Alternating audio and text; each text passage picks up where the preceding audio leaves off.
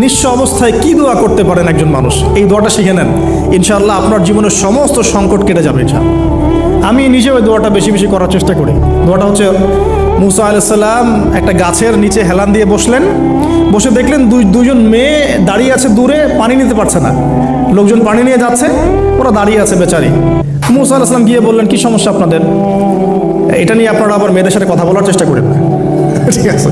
তো মাহারাম গায়রা মাহারাম মেনে চলে। তারা বললেন যে আমাদের বাবা অনেক বৃদ্ধ মানুষ, আমরা পানি নিতে পারি না যতক্ষণ না আমাদের কম পানি নিয়ে চলে যায়।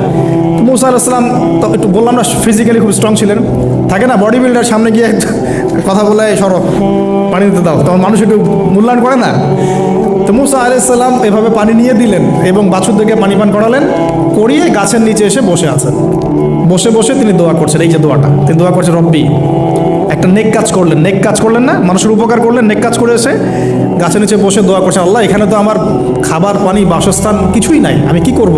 রব্বি ইন্নি লিমা আনজালতা ইলাইয়া মিন খায়রিন ফাকির, রব্বি ইন্নি লিমা আনজালতা ইলাইয়া মিন খায়রিন ফাকির। আবার বলেন, রব্বি ইন্নি লিমা আনজালতা ইলাইয়া মিন খায়রিন ফকির। অর্থ হচ্ছে, হে আল্লাহ, তুমি তোমার পক্ষ থেকে আমার উপরে যে নেয়ামতগুলো দিবে, আমি এর জন্য ফকির হয়ে বসে আছি আল্লাহ।